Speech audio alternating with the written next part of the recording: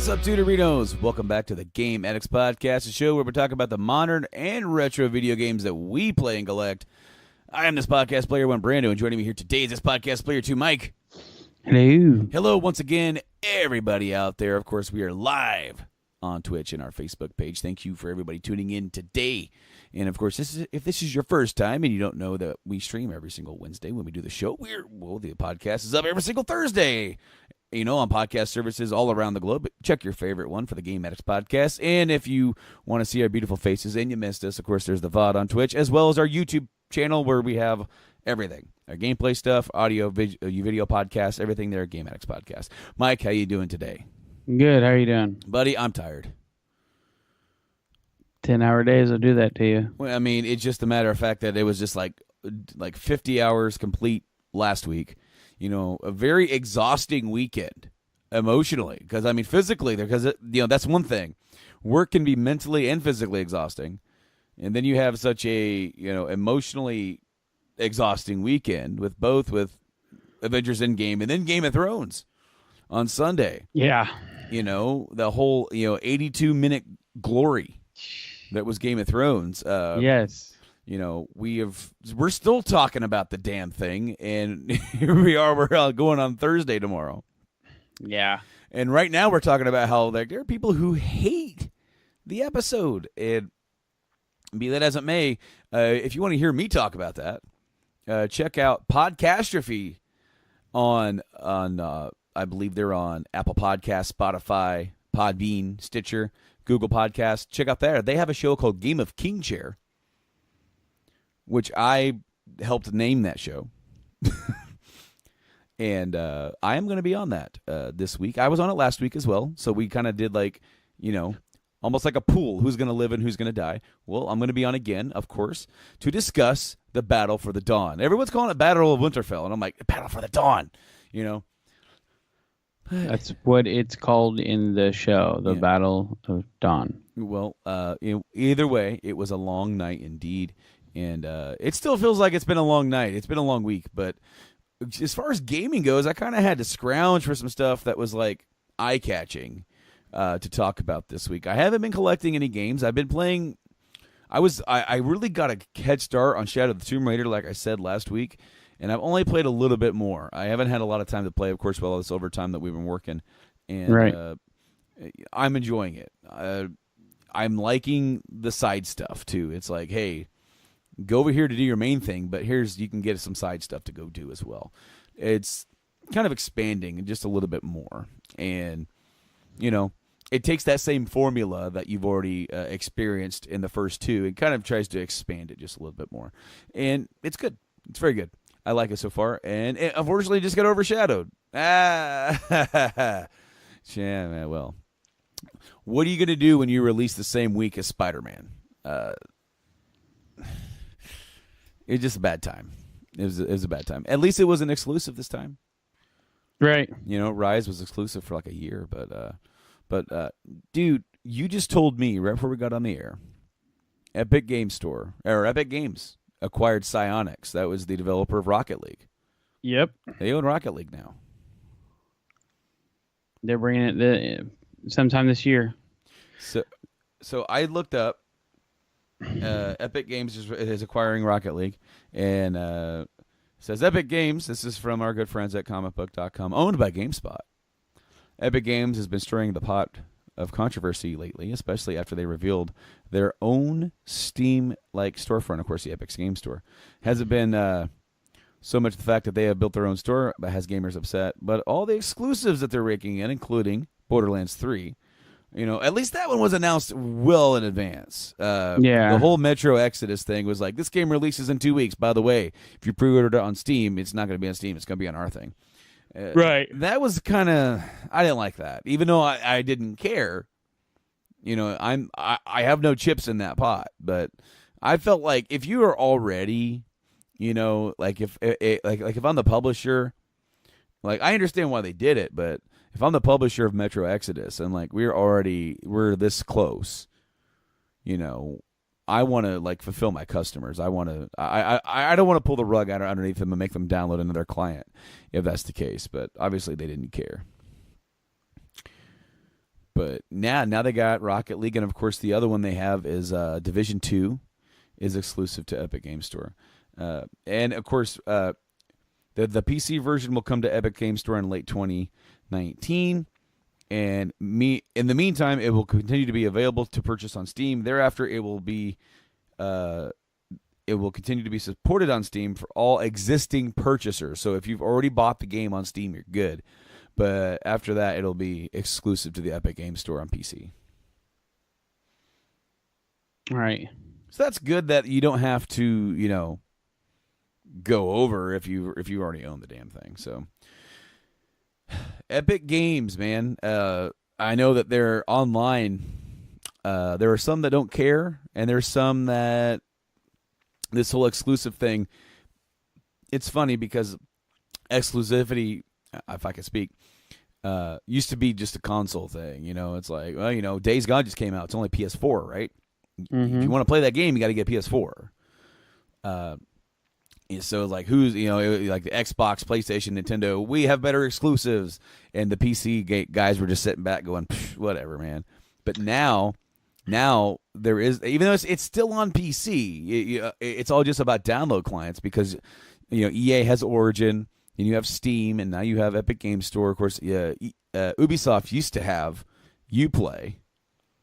That was like their own thing, and They still use it. Do they still use it? Because you can download some Ubisoft stuff. Like, well, I mean, Ubisoft. Tom Clancy, The Division 2, yeah. Also playable from Uplay. Is it? Yeah. But because I know that they are no longer, you have to have Uplay to launch it. You can, like some of the Assassin's Creed and stuff. I think that's on Steam now. And then of course there was was it last year they had Odyssey on that Google Stream thing. Yeah. What became Stadia. But Mike, you're the PC guy. Yeah. Between us. I don't really give a crap about PC gaming. You're all about that life. What do you think about the Epic Game Store? I think it's a wonderful thing. To be honest, I mean, I'm looking at the list of exclusives here, and there are a significant amount more. Detroit Becoming Human is going there. Heavy Rain, Beyond Two Souls, they're all coming to Epic Game Store. Mm-hmm. The Sinking City, World War Z is exclusive there. Trying to see other ones. Are you going to bed? Wow. 2 weeks in a row. We're talking about games. Yeah, we're talking about games. What? Yeah, I know, it's crazy. Don't touch don't touch that. Did you come back to say goodnight? Yeah, I just wanted to step wet. We're not gonna do that tonight, Bubba. Not tonight. Maybe next week. But you're having that's Xbox. It is the Xbox. See? I'm training him good. He knows stuff. Anyway, I love you, dude. Come here. Give me some loving. I love you. You have a good night. I have headphones. I do. Yeah. Good night, Daddy. Good night, Daddy. Good night, buddy. He hasn't been very good today, so he's going to bed early. Oh. Mm-hmm. There's a couple other ones like Super Meat Boy Forever. Okay. Some other ones. Dauntless in April. It says in April, but it doesn't have a date. I think I don't see it on here, but I mean, there is a lot coming here. Now Watch Dogs is on here. Ubisoft, yeah. They're picking up a lot of stuff. Like as you go scroll through this, Unreal Tournament's there now. I mean, think about this, okay? So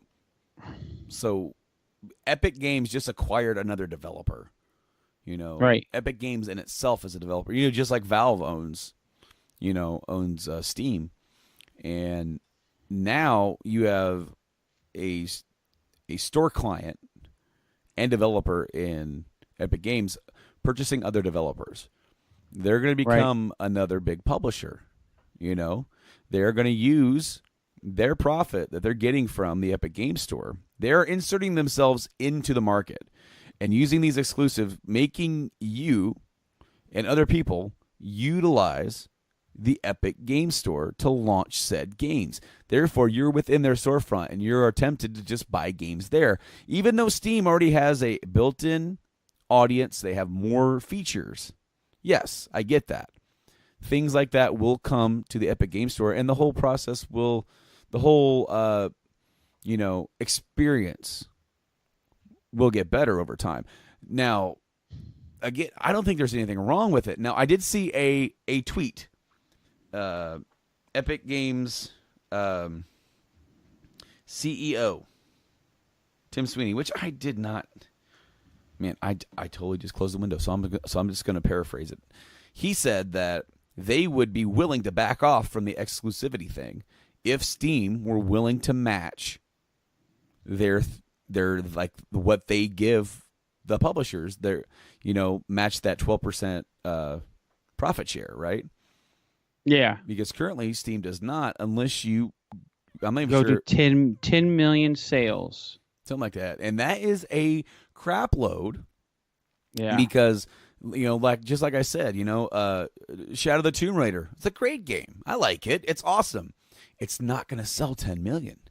Nope. It just isn't. Okay, Red Dead Redemption. Okay, that's not even on PC. Here's the deal, though, with that. How many times do you see these games go on sale? On Steam sales. Mm-hmm. All the time. All the time. So you're not, by the time you sell 10 million copies on Steam, your thing's down to $20. If you're a big title, unless you're Grand Theft Auto. You're still, if you're a developer or publisher, you're going to be getting that number. Now, does that work per title, that deal, or is it just like when you reach that many sales per total? Like, say if me and you start releasing games and we release 3 games and those, like, we sold about 2 or 3 million a piece and we edge and we get to that 10 million total, does the Game Addicts Game Addicts video game 1, 2, and 3, and we're now getting X amount of more profit share? Because I'm looking. I want to say it's got to be total, because if you're going to say that, like, well, after your title crosses 10 million, then you get more money. It's like, after that, most of the people who got it want it, or wanted it, now have it. So it's like, it's kind of defeats the purpose. That way, like, if it was total, like if we released 3 games and then our 4th game was going to get we were going to get a lot more from that. You know what I mean? It would encourage us to make another game after we crushed that threshold. Game. Per game? So normally Valve takes around 30% of all game sales on Steam, with some exceptions from games from smaller developers in the Steam Direct program. That will remain the case for the first 10 million in sales. Per game. Yeah. It says there's a new revenue agreement giving more money to game developers.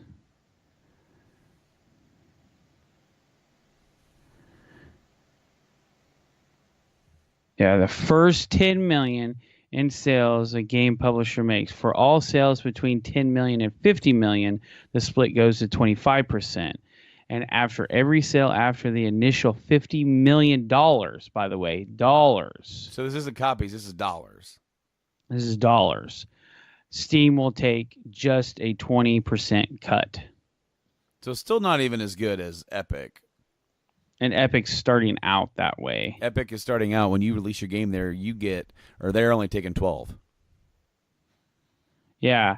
And it said in 2007, Valve took $4.3 billion in Steam revenue alone, not including microtransactions and downloadable content. That's just base gains for everything. Man. $4.3 billion.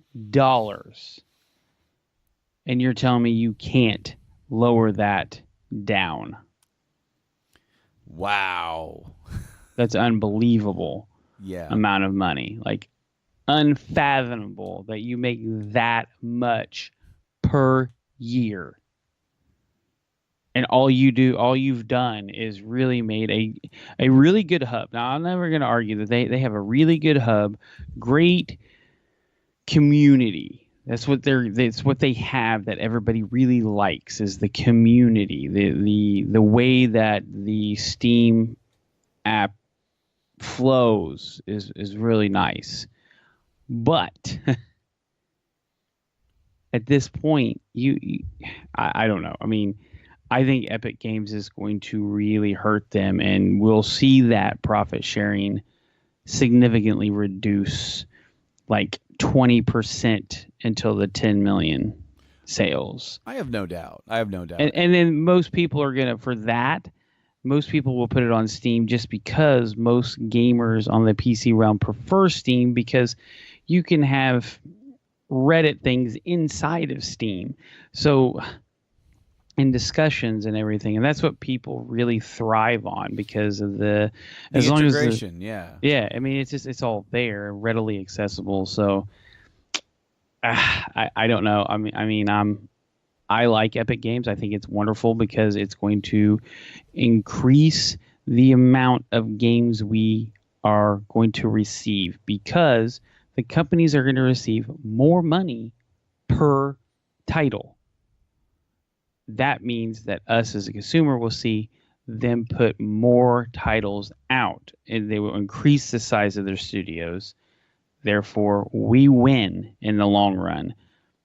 Steam has been uncontested for I don't even know how long they've been out and running. I have no idea. But they've been out and running alone for a long time. Mm-hmm. Uplay and all that stuff is tried. They're not even close to what Steam has.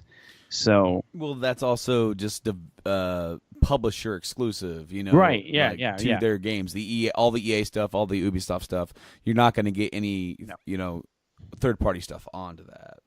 But it's just such a huge platform to play on, and it, like I said, it's a wonderful thing. I'm not knocking Steam whatsoever at all, but they could help out a little bit more. Steam was first released in 2003. So it's been around for what? 16 years, uncontested. Oh yeah, dude. It's a time. It's time. It's a time. But I really like what what Epic Game Store is doing. I mean, it's pulling. It's saying, hey, look, we can do the same thing. Fortnite's made us a ton of money, so let's open up our own thing. Hey guys, 12% from day one.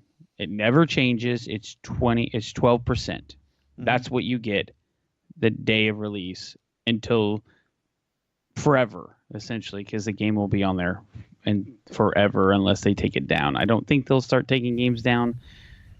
That's just me. But you look at this setup. I'm looking at the site, and there's just. I looked at it, 2 weeks ago before I started playing Apex. And it's doubled what it's got in that short of amount of time. It's only going to keep getting bigger and keep getting bigger. So, while you were talking, I did think of two other places where you can kind of buy games. Now, it's not exactly the same as Steam, but there are like clients and storefronts like GOG.com. Right. And then also Humble Bundle is now becoming You know, Well, that's so those actually are not a store. They're a storefront, but they're not the same style of storefront. right? So what they do is that you purchase them and they give you codes for Steam, or now would be Epic Games. So in theory, They're not clients, but they're just storefronts. it's not a client, but it's still It's like buying a Steam code. storefront. It's like buying a digital code off of Amazon or something. But you also have Kinguin. Kinguin does the same thing. Like I can log on to Kinguin right now and I can find Borderlands 3 pre-purchase sales that are lower than $60 for download only. Yeah. So that's pretty much where I buy a majority of like my software, if I'm going to buy it, is from there. Because it's cheaper. And it's a code. It's the same thing. It's a code. So, yeah, I mean, it's different, but they're not. They're a storefront for a storefront. Right. They give you codes to download from Steam, or like I said, now will be Epic Games eventually. So you've been playing Apex. I like it. So I hate, and I will thoroughly state this: I hate battle royale games.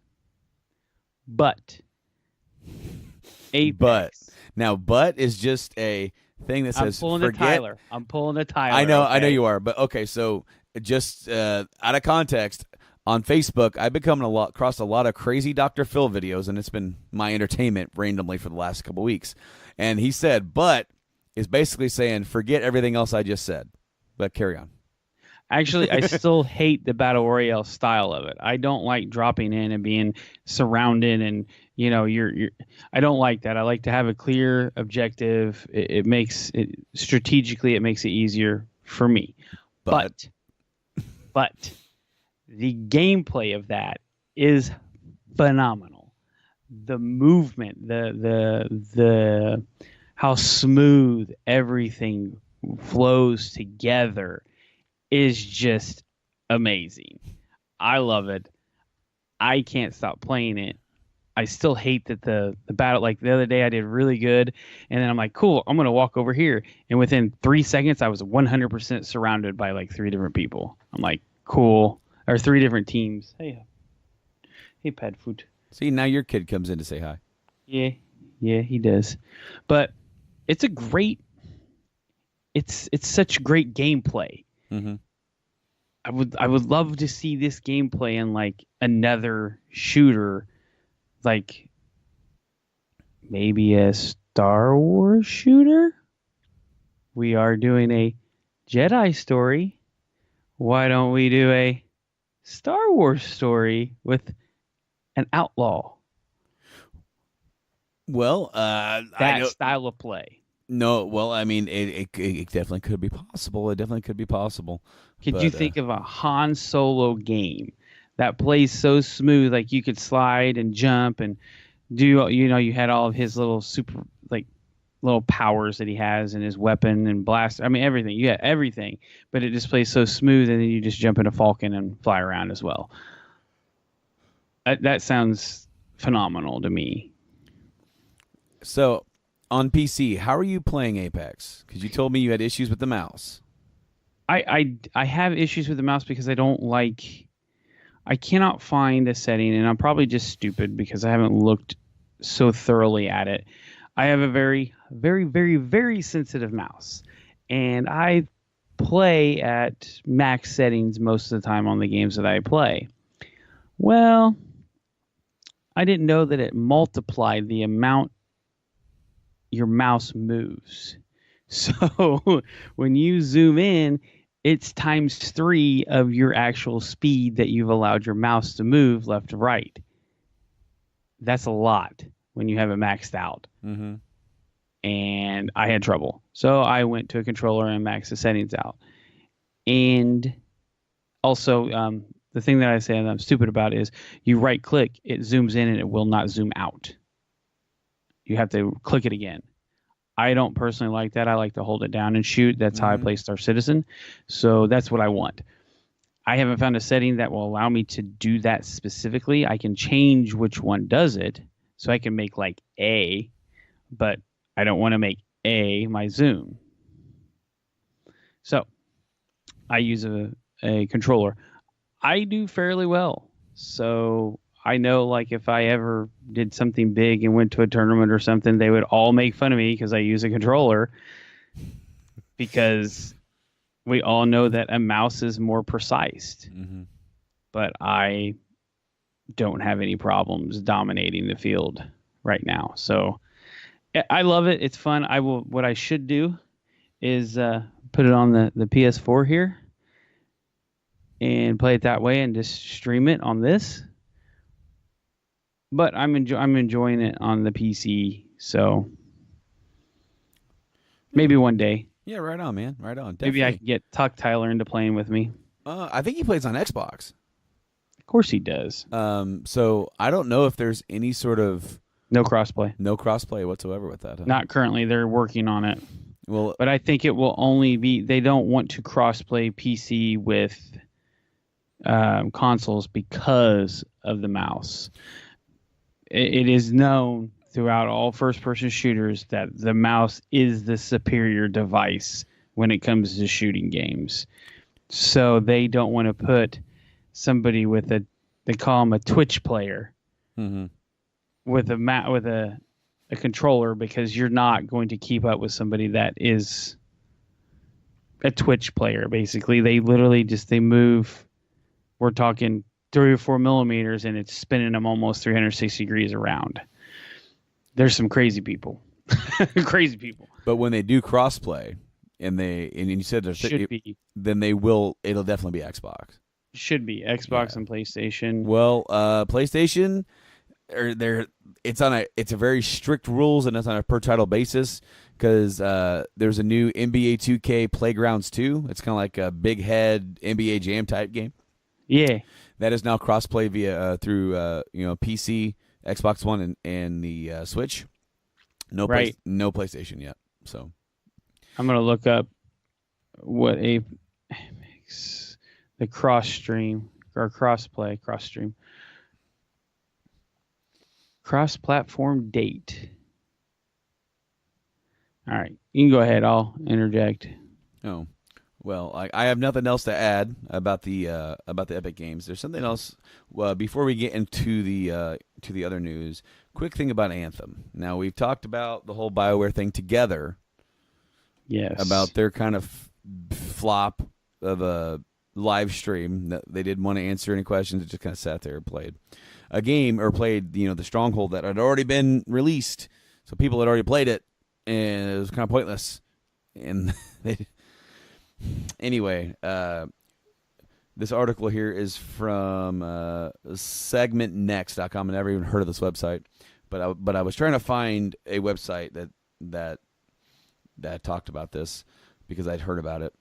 BioWare's Anthem continues to struggle as the players are now facing matchmaking problems in the game. This is because of the constant decrease in the number of active players in Anthem. Forbes, what is Forbes doing, getting into all this video game stuff all of a sudden? Am I the old guy? Am I that dude now that's like, I'm like 30-something years old, I'm 32 going on 33, and like I'm the dude that's like, Forbes? I thought that was for like rich folks. Anyway, Forbes reported the issue. This issue recently, saying that the interest in the game is decreasing at a very high rate because BioWare is delaying most of its features from its Anthem 90-day roadmap.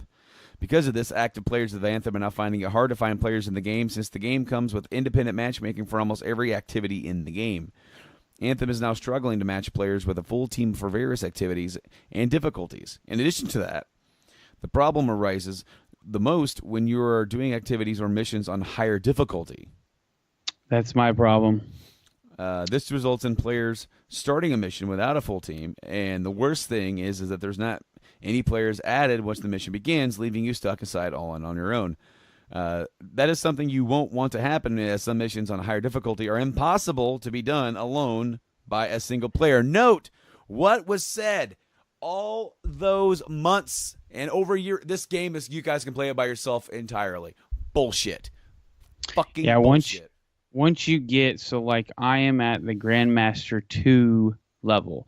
Like I am a nice steady Grandmaster 2 level where I can do Grandmaster 3 but I'm just barely in that cusp. Grandmaster 2, it like doubles their health or something ridiculous. And I'm playing a dude that's hitting for 20,000 splash damage. And I cannot solo this. 22,000 splash damage. That sounds so ridiculous. That sounds like something you hear in Splatoon. Well, I say splash damage because splash damage is area of effect, it explodes, splash damage. Right. So like right. I know. My storm is a fireball. He throws a fireball, and when he's maxed out, he hits for 22,000 average. And yeah, it's sometimes I throw one and I'm down before it even hits the ground. So, and I have pretty good shit on. So I was disappointed. I stopped playing it due to the fact that I can't even play at that level by myself. Continuing on in the article, another issue is that playing on higher difficulties in Anthem, such as Grandmaster 2 and Grandmaster 3, is very little of use. GM2 and GM3 also require a full team to play, so everyone is just staying away. Furthermore, the time required to complete the missions on higher difficulty takes 2 or 3 times greater than that required on lower difficulty. It's the reason why players are now just replaying missions on lower difficulties. Therefore, finding teammates on higher difficulties is now increasingly hard to do so. We can do nothing but hope that BioWare does something to resolve the matchmaking issues in the game. This can be achieved by increasing rewards and loot on higher difficulties and to attract players and resolve the lack of players. This can also be one of Anthem's issues that BioWare is now prioritizing to solve first instead of releasing new content.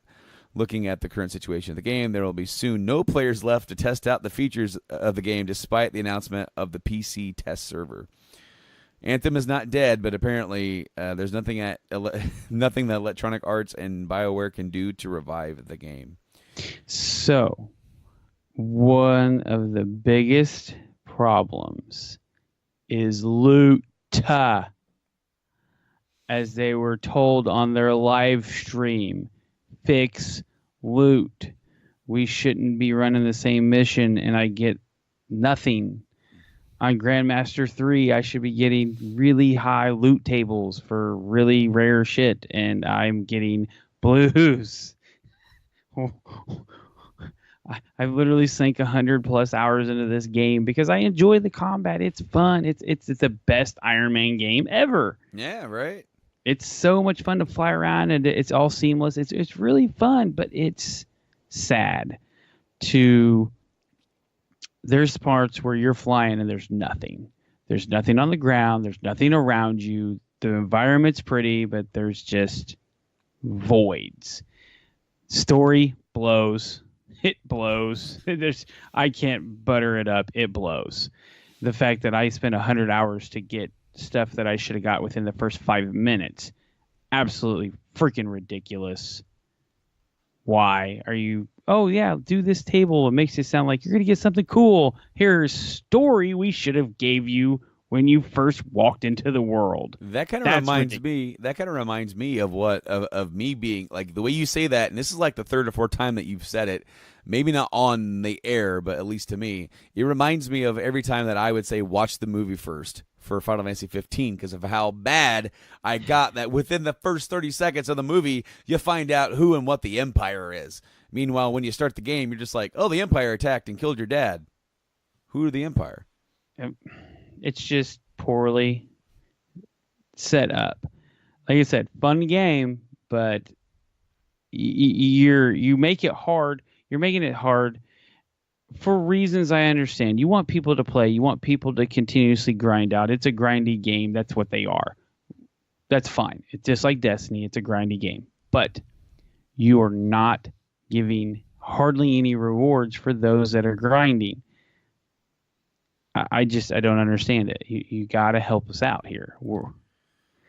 And people are leaving for the fact that it's just not good. You're not helping them out. You're leaving them sitting, going. You said you were going to fix stuff and make it better for players, but no player likes what you're doing. Mm-hmm. Well, why are we doing a live stream about something that's already out? You should be showing us like a week before. Here's the new stronghold, guys. This is what it looks like. This is how it runs. And not being disrespectful to your viewers by saying, yeah, we're not going to answer your questions. Don't do a live stream if you're not available to answer questions. Right. You know what the big topic is. You look at your forums. You know people are pissed about loot. And they spammed it. They spammed the crap out of it. You gotta have at least a statement prepared for this. You've got to be prepared. Look, we know the loot's a problem. Even if it's like you're working on it, like we're in discussions about fixing it, but you got to give them something. We're not going to answer that. Well, we realize BioWare. You have realized BioWare that you cannot disrespect your fans this way because they are going to run you through the mud thoroughly. Don't and BioWare has been on a steady stream of regression. Yes. Ever since the acquiring of BioWare from EA. And I'm not going to put all the blame on EA on that. Some, sure, especially with all the crap with Frostbite and all that kind of crap.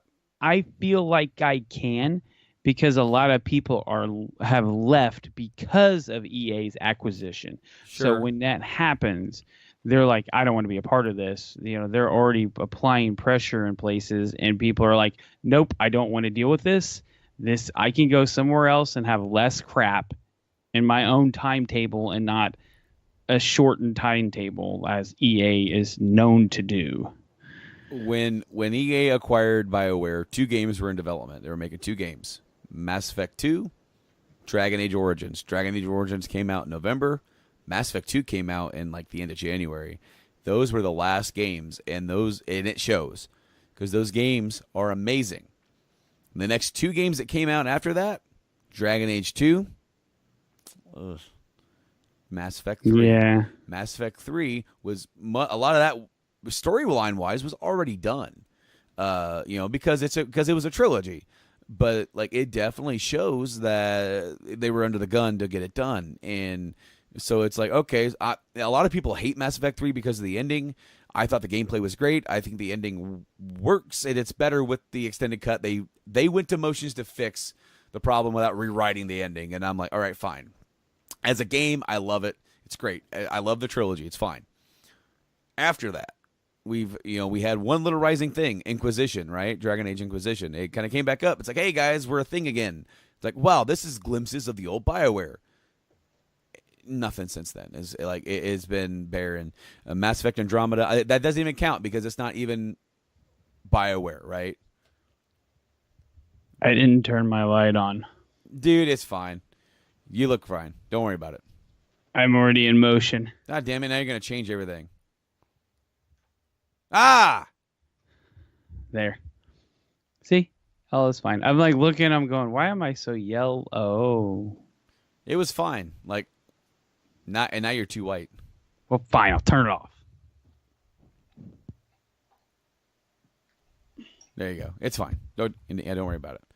I have my light because I can't have room because I brought the Xbox One back here to play Shadow of the Tomb Raider by myself so I can get some alone time one day last week. And brought it back here, and I can't, I didn't want to put it on the floor in case he or the missus came in and, it opened the door and knocked the light over because I don't want to break the light. So it is leaning like this up against my old retro TV, shining halfway against the wall. But I just tested it to see how it looked because I haven't liked how white, I was messing with my settings last week. I haven't liked how overwashed I was, right? And that's kind of what I thought that yours was. Is it brightens you and lightens you, but it's a little too white, a little too washed. Well, so maybe for your light, I would suggest facing it instead of on you, maybe just off a little bit because it's pointing that way. Well, maybe the reflection from the wall too is kind of bouncing back. I don't know. I just think you're crazy. I might be, but I think my lighting looks a lot better this week. It looks good. I got a little shadow back here, but I don't care. It's fine. Mine's yellow. Yeah. Well, it actually, I don't think it looks bad. It's fine. It's fine. It's yellow. It's fine. I don't like the yellow. It's fine. It bothers me. All right, so it's PlayStation. We have a PlayStation leak. PS5 leak. No. What do we got? PlayStation 4 Super Slim leak? Sony is planning to release a PlayStation 4 Super Slim sometime between September and November of this year, according to a leak. It's quite possible to happen since Sony did the same thing with the PS3 by launching a Super Slim version of the console near the end of its cycle. However, nothing is officially confirmed. Like with the PS3 version, a PS4 Super Slim is going to reduce the measurements of PS4 Slim again. Moreover, the price will be further reduced to allow everyone to get their hands on Sony's console before PS5 arrives. According to the leak, the upcoming Super Slim model of the PS4 will arrive later this year, and its retail price is going to be €199, and we know that's parity, so it's about $200, which is less than the current model, which is less than the current price of the PlayStation Slim model. The price can possibly be reduced by decreasing the system storage that the console is going to offer. I hope they don't. But the built-in processor of the Super Slim is manufactured with the and now this is all gibberish to me. 7nm process compared to the 16nm process of the Slim. It was 7-M. I don't know any of this crap. The processor's die size mentioned is mentioned to be. Where are you finding this at? This I'm not is finding that. This is on. I typed in PlayStation 4 Super Slim link. This is on segmentnext.com. The built-in processor, Super Slim, blah blah blah blah blah. The only time will tell if the rumor's true, but it would be surprising. As for the consumers, it makes sense to grab the Super Slim version of the console, as Mark Sony's has Sony's dude that's helped making the PS4. He's helping make the PS5. Said that the transition from PS4 to PS5 will be gentle, meaning that the games will arrive on both platforms, and you won't be missing out on anything for the first few years. Keeping in mind that the rumors of the PS5 being very expensive in mind, it's better to grab a new model of the PS4 if you're low on cash. In terms of games, the PS4 will be able to play such games like Days Gone, Last of Us Part 2, and Ghost of Tsushima, and Death Stranding, as well as the entire library that is already out. If the leak is genuine, we hope the PS4 Super Slim will be at an affordable price and be somehow less noisy compared to the current versions of the console. Also, no word yet on a PS4 Pro Slim or anything like that. I can kind of see it happening.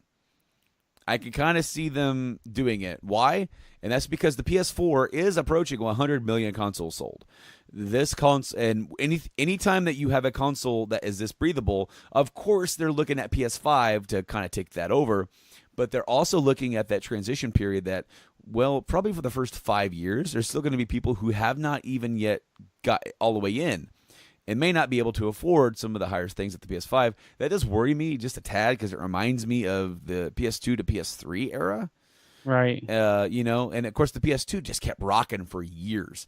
And then finally, I remember Persona 4 came out in 2008, on the PS2. But I mean, one reason for that is the whole Japan deal where you had, just like with the PS4, a lot of people have PS2s, so we're going to put it on the PS2 because there's way more PS2s out there than there are PS3s after only 2 years being out. Right. But I could see it happening, basically making it cheaper and having it be like, guys, this holiday season, get your PS4 for $180, and it comes bundled with this game, it comes bundled with that game, and have that model eventually, just like the PS3, replace the current Slim model that's out. Of course, if you want that sort of 4K that the PS4 offers with the games, well, you want the PS4 Pro. But, obviously at some point... Let me tell you what, guys. You don't need it. No. You don't need it because there's only one game that I've ever noticed, and that is Gran Turismo Sport. That's the only one where I'm like, okay, this definitely looks better.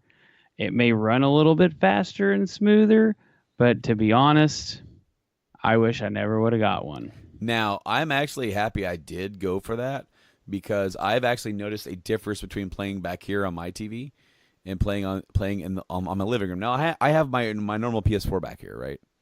Well, you do. Yeah, you're super sampling, Yes, and and it works great on a 1080p. Yes. But I'm on sure, 4K, hoping to get 2K quality, and buddy, that super sampling that I did for Resident Evil 2, it looks good. and for God of War, man, It looks good. man, It really does. I'm not going to argue that it doesn't look good. And the crazy I'm thing, just I wanted to see kind of how good Red Dead looked, but I got it for the Xbox because I have the other Red Dead. Like I'm weird like that. I got Red Dead Redemption physical. That way I could have the original and the undead on physical, right? Mm-hmm. Because I had Red Dead on PS3, and then I downloaded the Undead Nightmare DLC. But I'm a physical collector, so when I got the physical for 360, I'm like, I'll just get Red Dead Redemption 2 on the Xbox. And I have the original Xbox One. It is literally the worst version to play graphically, on a base model, and it still looked jaw-dropping. It was crazy how good that game looked.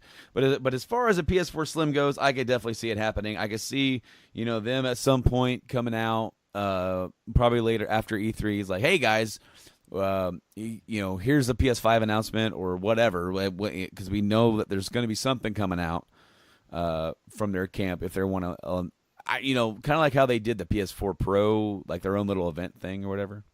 Yeah, it says maybe at the state of play. Yeah, right. So you're talking about Red Dead.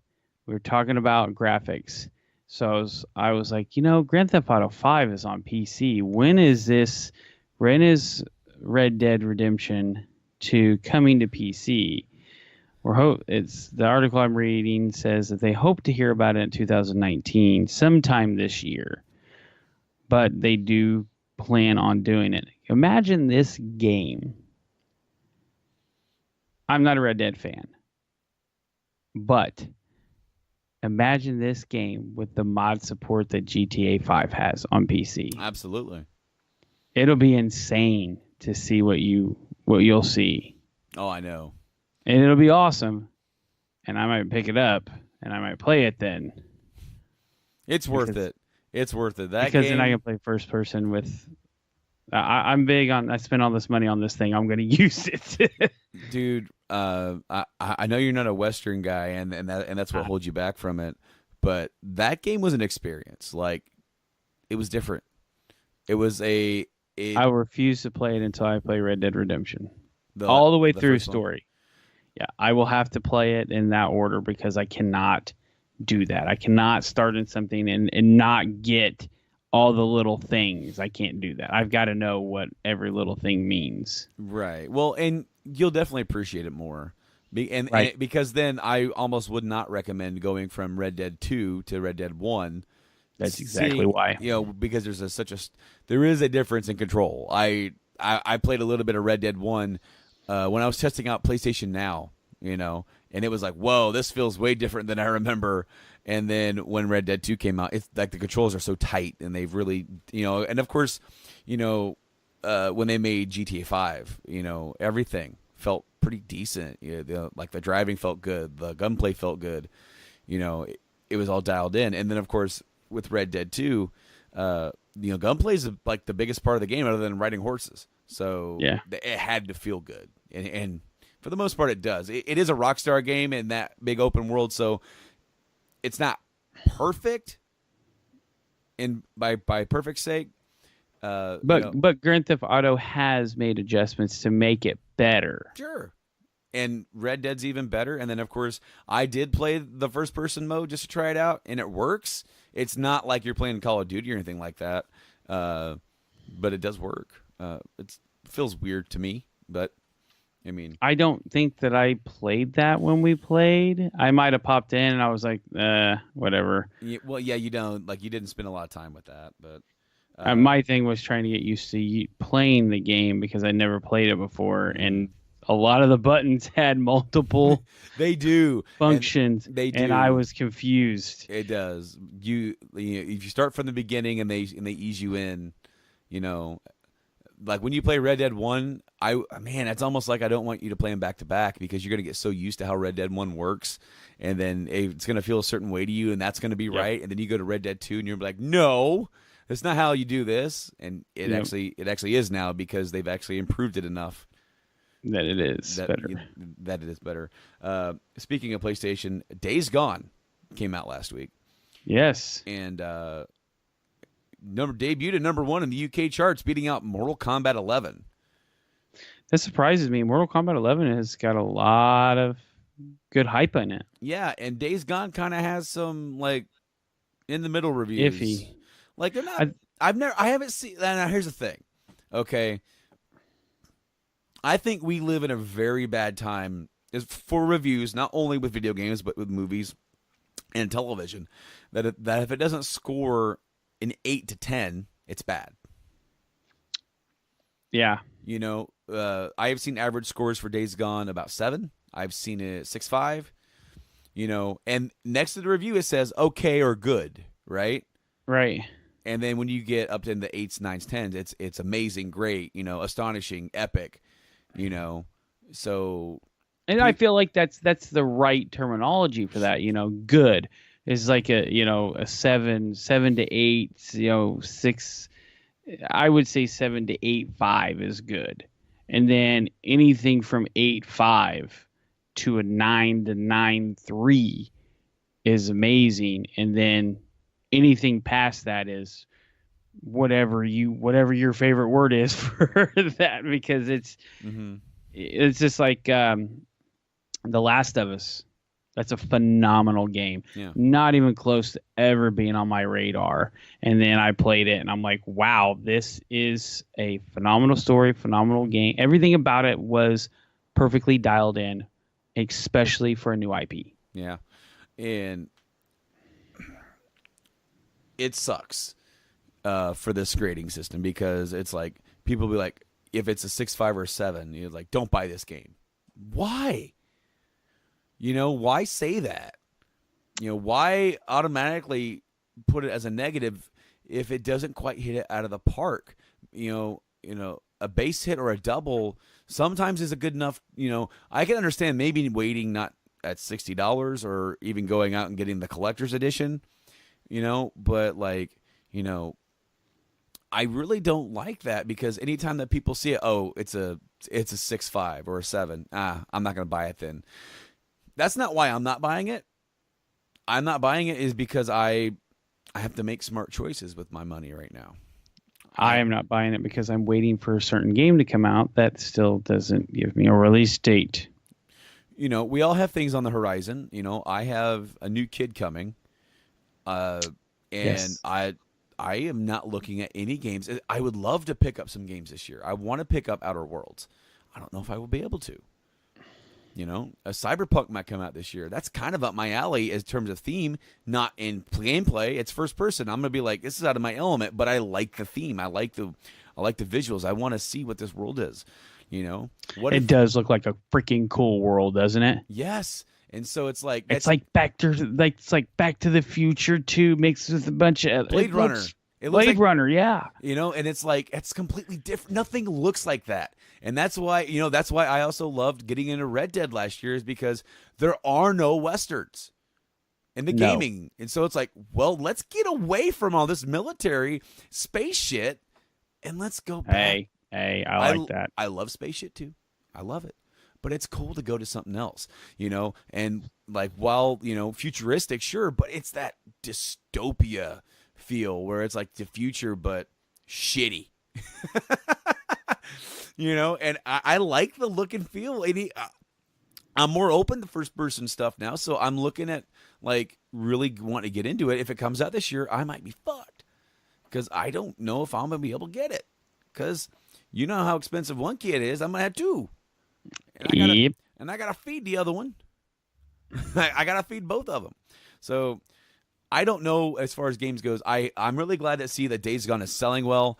It doesn't seem like it's going to be probably a huge hit for Sony, but it is out. I've watched gameplay of it. I would love to pick it up, and I probably will pick it up down the line. Microphone didn't pick that up, but I just heard somebody on a crotch rocket barrel down my street. Now, here's the thing. There's a stop sign to stop sign, and they go, wah, just to have to slow down. Yep. That my street is not good enough to open it up, man. It's not. It's the sound. That's what they like, the sound of it, because you can just do first gear and just. It's fun. I'm not gonna lie. I had a crotch rocket. I like it. I'm not gonna judge them because I liked it. So.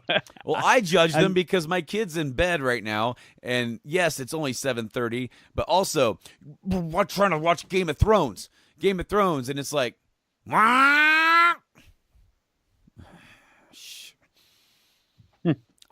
Dude, I get crotchety. You get crotchety. I get crotchety. So now we're going to shift gears. Boy, I'm just hitting the freaking puns. You're all over it tonight. Hitting the puns. We're going to talk about Nintendo. Retro Studios is hiring a bunch of people. What game are they working on? Metroid 4. They've been working on Metroid 4. They restarted it from scratch, especially since when Nintendo was making it and all that kind of stuff. So Retro Studios put out a tweet on the 26th, says we're hiring, and you can go check out all the stuff that they have there. They're based out of Austin, Texas. So if you happen to be a world-class developer and live in Texas, we'd be willing to relocate to Texas.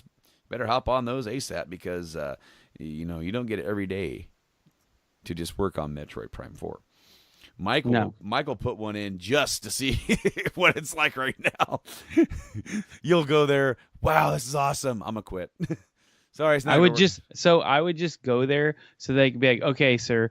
Like I would literally freaking just totally botch it and be like, yeah, I've been around in the gaming for 27 years. I'm only 34. So, like I'm just going to throw out this crazy stuff. They're like, all right, we're really interested. Come for an interview and just fly down there just to like walk through and be like, oh, Metroid, I'm home. So we see your resume. So yeah, I don't have any of that. Like no experiences whatsoever at all. I just want to be here. Okay. Oh man. I would.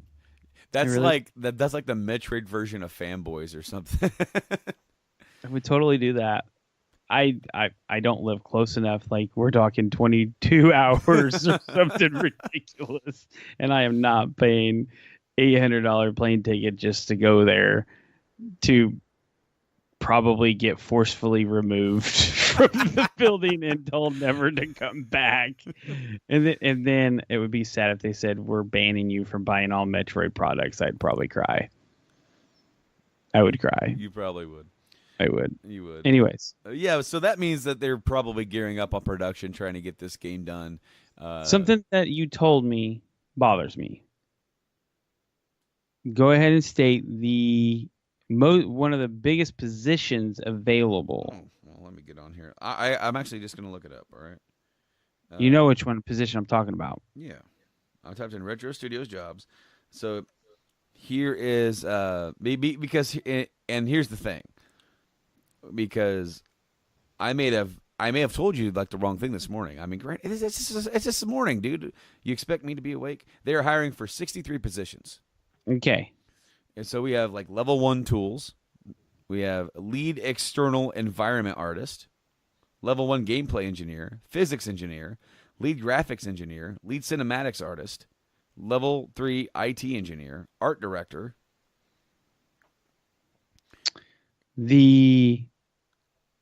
Oh, hey. Product tester.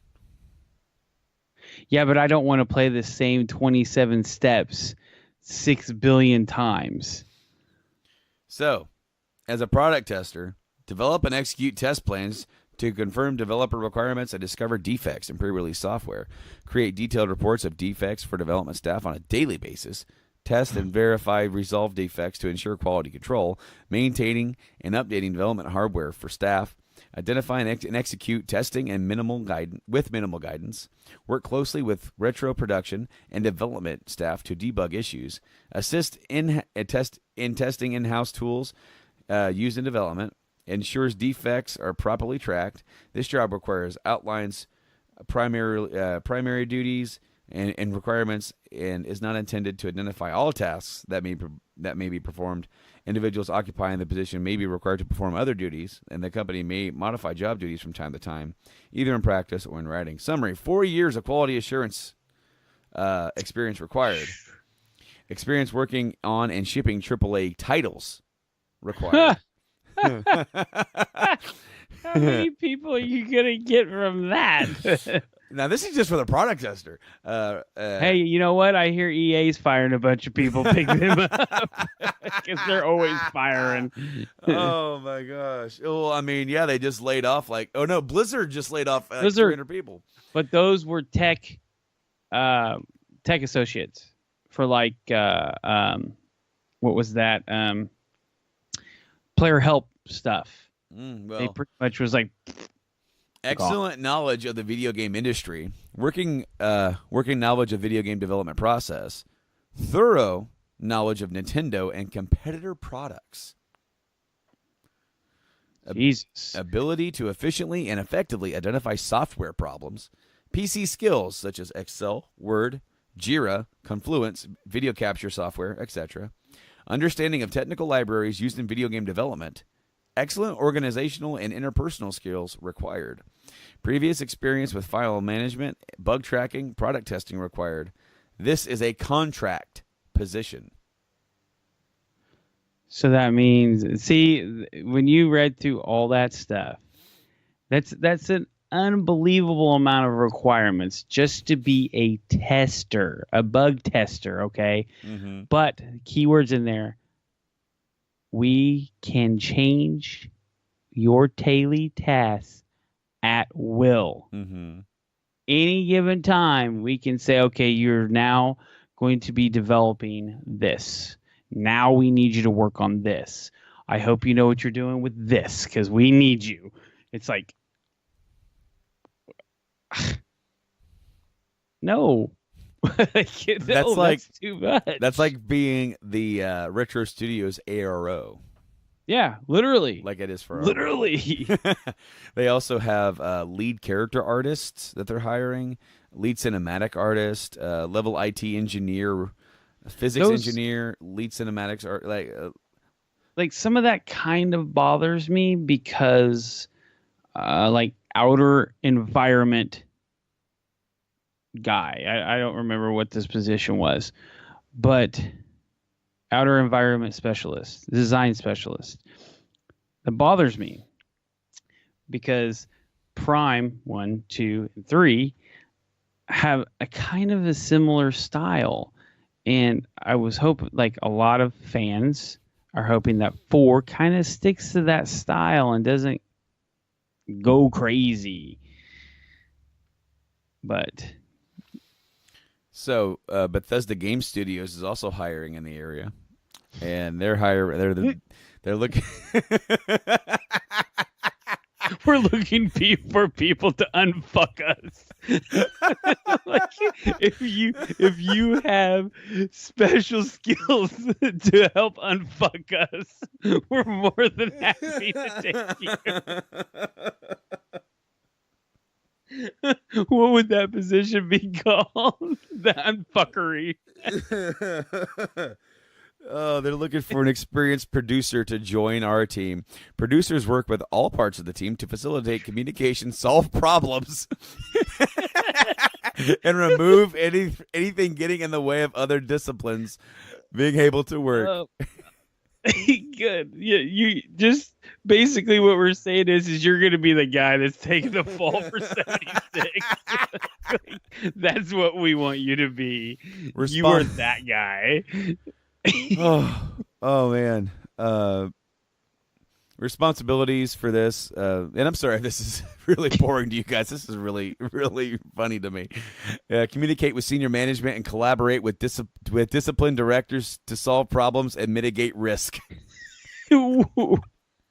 Mitigate risk. Look, guys. Basically, we want is for you to not fuck us over like the last guy who had a total information leak. Everybody had everyone else's contact information. Manage handoffs between your team and teams that are up and downstream. Prioritize open issue lists based on quantifiable business justification. That's a lot of big words in one sentence. I felt so smart being able to say that without stuttering. That's awesome. Gather, interpret, and manage large volumes of data from many sources. Demonstrate either correlation or cause and effect between feature service changes and customer behavior. You're literally, nobody's taking this job because you're inheriting a shit pile. They're just not gonna do it. Oh. I mean, come on. Their saving grace is the new Elder Scrolls, and what are we doing this year at E3? Not showing Elder Scrolls. Sorry, guys, we don't know anything about it. Proactively monitor and develop bug database and consumer feedback channels to identify potential future problems. This is a horrible job. I don't want this job. What are the years of requirements? Like, what do you need to fill this role? 3 years of product or project management experience in online PC or console game development. Demonstrated ownership of individual and team success and/or failure.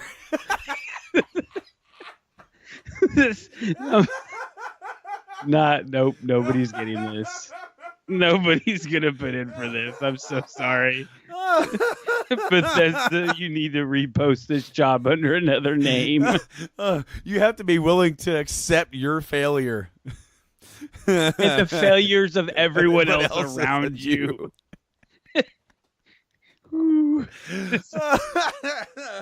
Literally, that you get in there and it's like, okay, the first one is you're going to be taking over Fallout 76. Yeah, I'm done. Bye.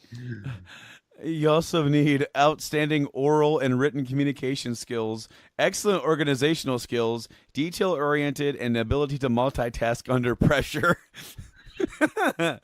A strong familiarity with Bethesda Game Studio tiles, desired skills, strong technical background, familiarity with submission and publishing guidelines on major distribution platforms, experience working with remote development teams. Remote. How remote are these teams? Right. Experiencing managing the schedules and deliveries of third-party and external groups, experience in other disciplines of development. Well, that broke me, dude. To being able to willingly accept the responsibility of the failure, or, well, it was the your and your team's failure. Yes. So, I swore up and down we weren't going to dog on Bethesda this week, but I could not. We did. We literally said that this episode we cannot dog on Bethesda, but here we are. We're so sorry, Bethesda. Okay, but really get your act together. Literally, the whole Retro Studios hiring thing was a segue to be on topic with Nintendo, because the 3DS era is officially ending. Yes. Nintendo has confirmed that they have nothing new to announce first party wise coming to the Nintendo 3DS. Of course, here lately we've had a couple ports like Epic Kirby's Epic Yarn and stuff like that, and Luigi's Mansion coming to the 3DS. But while there's nothing new from Nintendo, there are still some new third party. As one of the biggest ones coming out this year, I guess, is Persona Q2. And I'm sure it'll be supported for a few years because with the cartridge-based system, the format of those games cannot be that big of a difference between the Switch and the 3DS.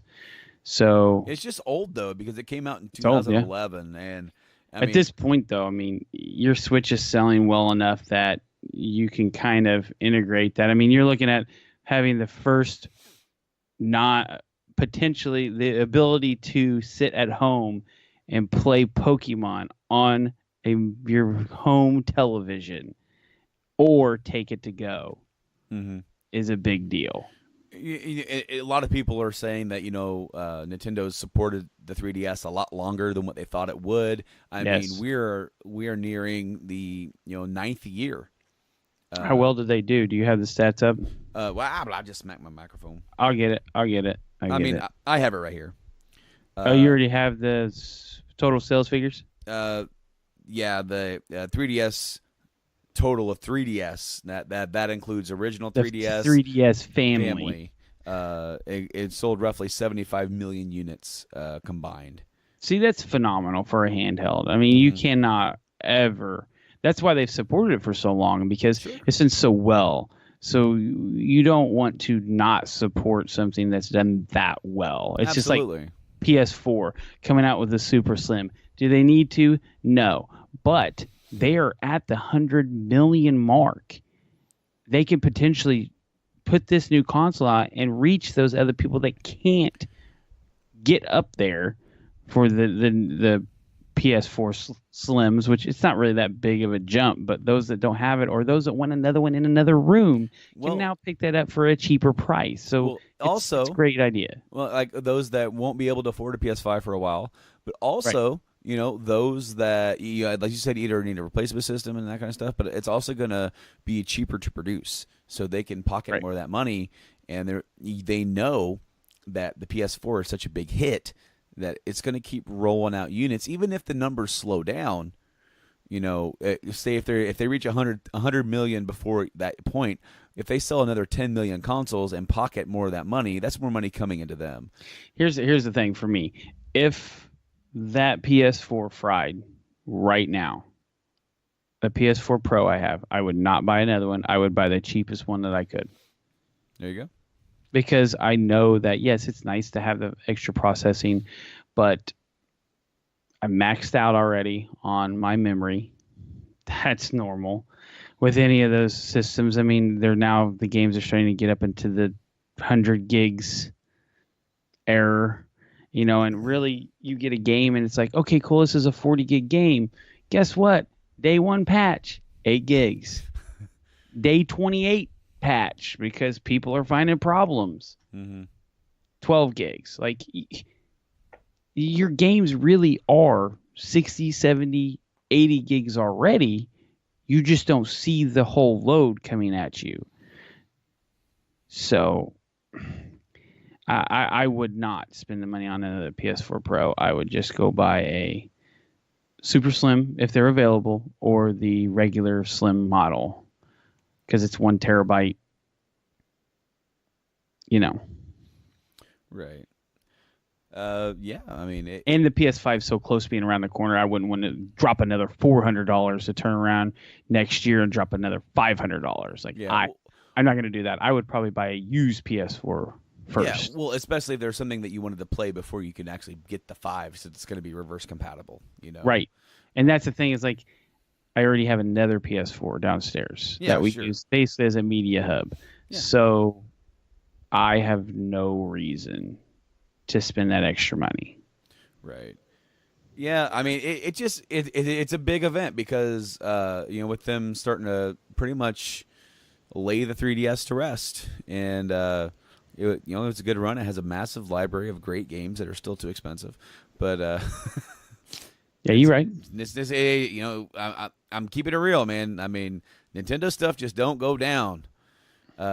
It takes a while, but look at Bravely Default. Word. Still, the original Bravely Default is $40. I know.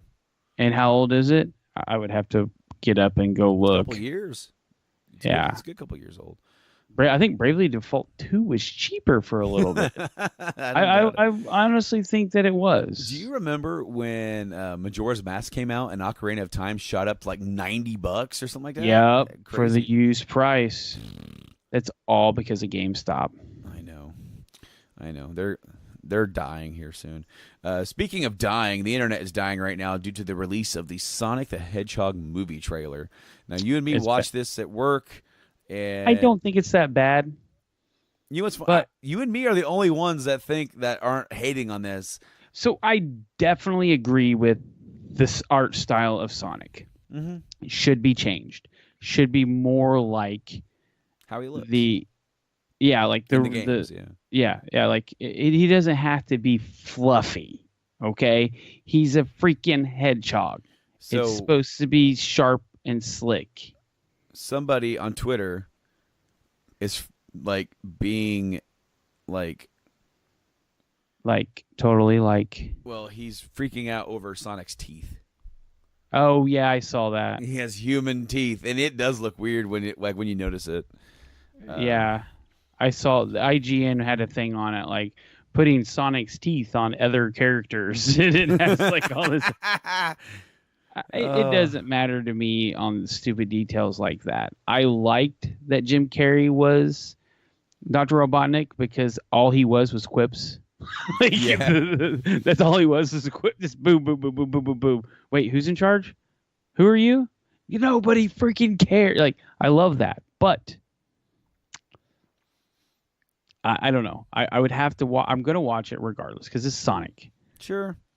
You know what? I'm I not hope gonna. it doesn't fail. Right. I most of the internet personalities as far as gaming goes are already really, really against it, and it was really weird for it to start with Gangster's Paradise. That was a little weird.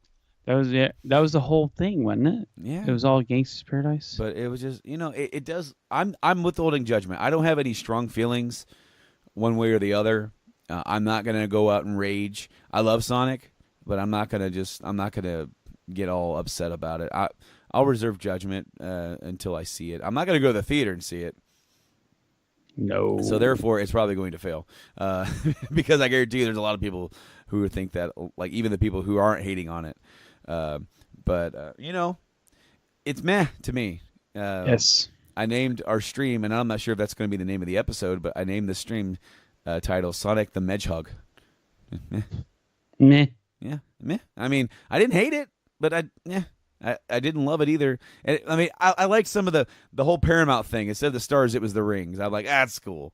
That was really cool. I really enjoyed that. That was neat. Now, Sega, this is the last thing we have for today. Are you sure? I think so, unless you have something else. Go ahead. Sega is releasing the Genesis Mini, known as the Mega Drive Mini if you're in Europe. And, of course, we already have a Sega Genesis Classic made by At Games. I've also heard somebody quip that said the movie's being made by At Games. Of course, At Games was the maker of the newer Genesis hardware, which is completely awful.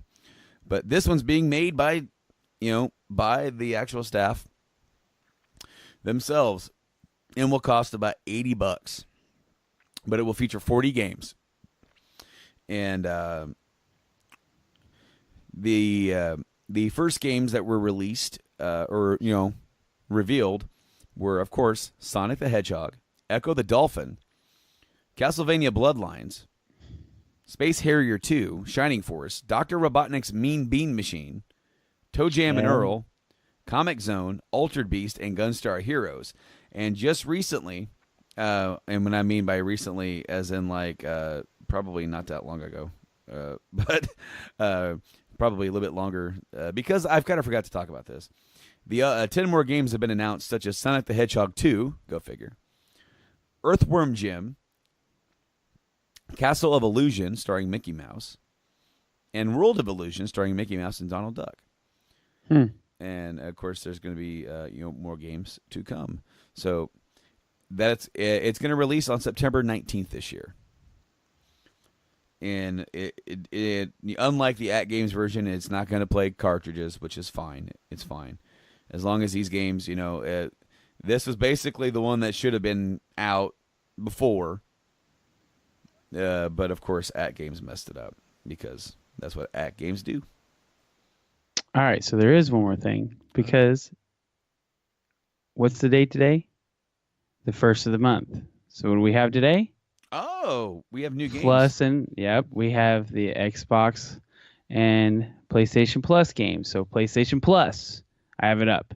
Month of May, Overcooked is free for the PS4, and What Remains of Edith Finch. Okay. 4, Games of Gold. Right now, Outcast is good, available till the 15th.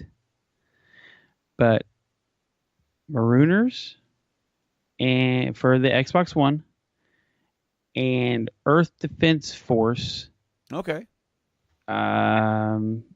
Insects Armageddon for the 360 is available 5/1 to 5/15.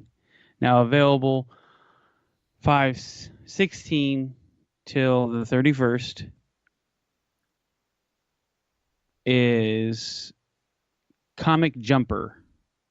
Okay. I don't know what that is. That is just says arcade. Okay. And then for the Xbox One game which is available 5/16 to 6/15 because they have games that are the whole month, but they start on the 16th and on the 15th. Mid-month, it's weird. Yeah. Is the Golf Club 2019 Featuring PGA. Yeah. Yeah. Okay. So, not a great month, but I mean, there's a few things in there that are worth. But definitely go pick up your free games if you're a subscriber to either one of those or both. Yes, I will be picking up Edith Finch. I actually wanted to see what that game was, so cool. I get it for free now. Now there are a few other games that I missed for the Sega Genesis Mini. They're actually the full half 20 games have been revealed, and oh really? Yeah. So all the ones that I mentioned before, but including that it also is Thunder Force 3, Super Fantasy Zone, Shinobi 3, Streets of Rage 2, Contra Hardcore, and Landstalker. Never played that one. So Contra, Hardcore, that's like the Sega version of Contra. Yeah. Just like how Castlevania Bloodlines, it's the Castlevania for Sega. Right. And now those are original games for that console. So, not a bad list so far. I'm looking forward to seeing what is still to come. I'm hoping for a Phantasy Star 4. Great game with that one. Probably the best out of the series, in my opinion. But then you also, you could include the other ones too if you wanted. And then also, there's a lot of other stuff on Genesis you could do. Me personally, I would be looking at like a Mortal Kombat on there. Sonic 3D Blast. But the Super Nintendo got Street Fighter, so if I'm Sega, I'm going Mortal Kombat, right? Yeah, and definitely.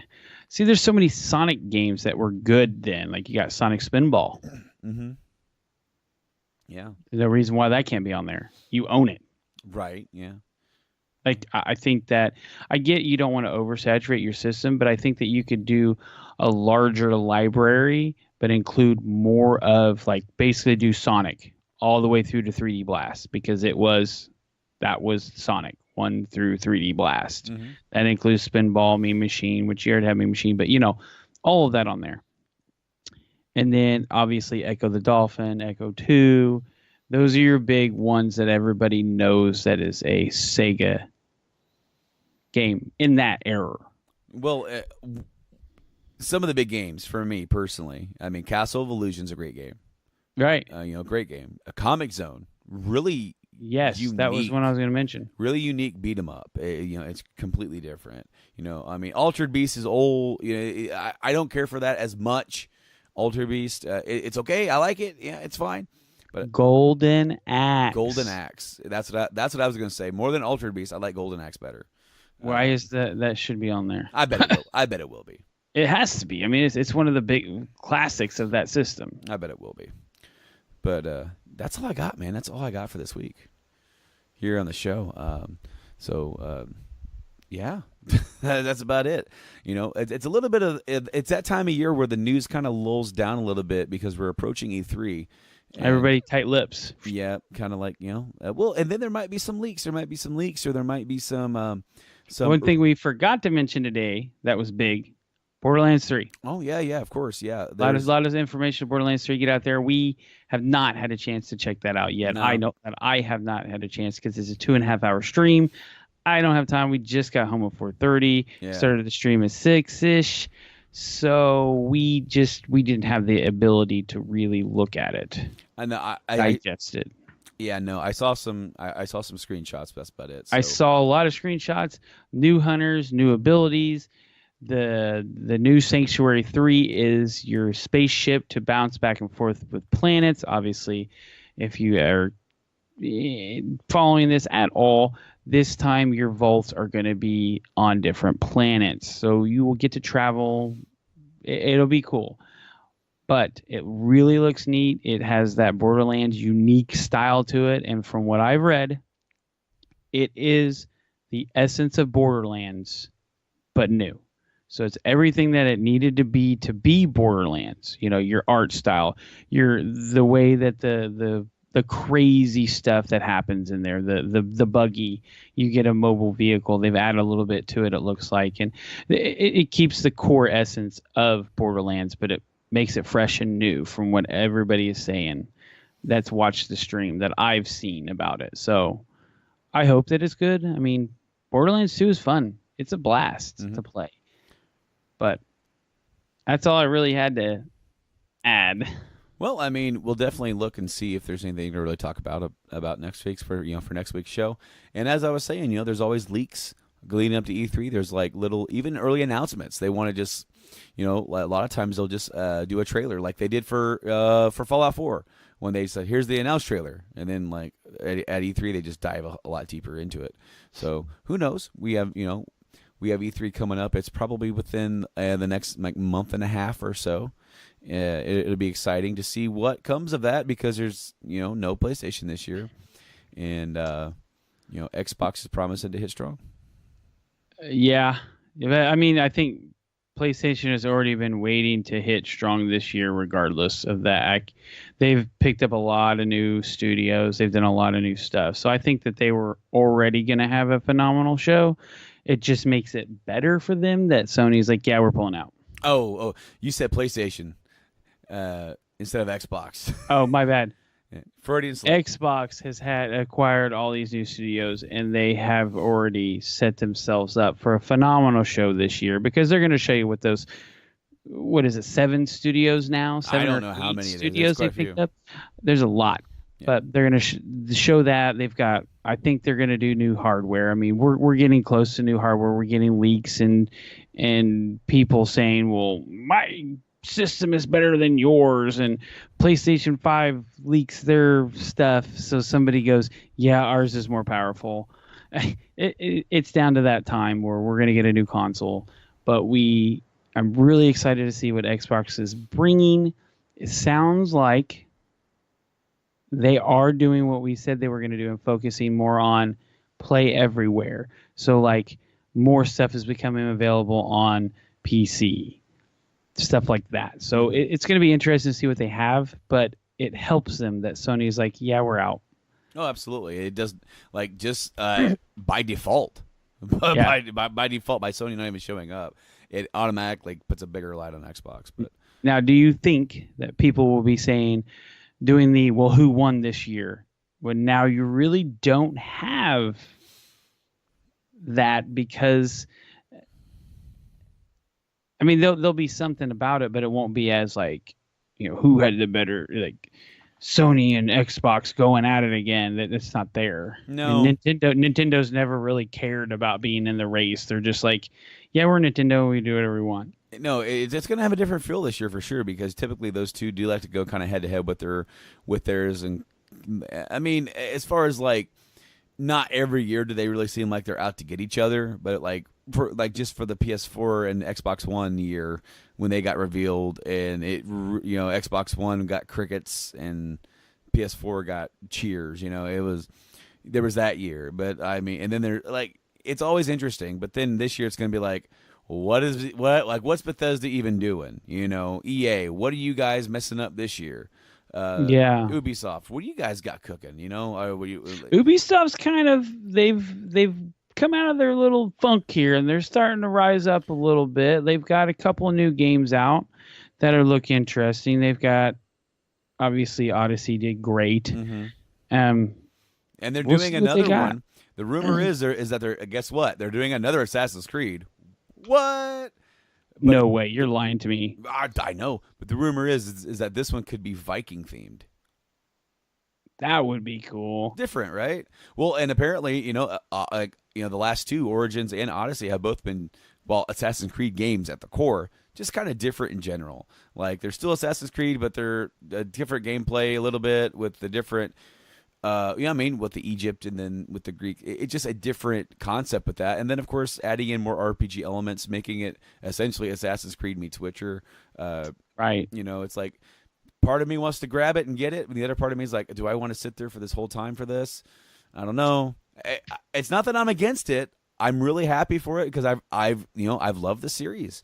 It's been great. But I just kind of like had enough of it for a while, and maybe one day I will, because I love history. So it's like I love Egypt. I love the Greeks. Why wouldn't I want that? Right. It's like the same reason why I even got into it to begin with, But that's it, man. That's all I got for this week.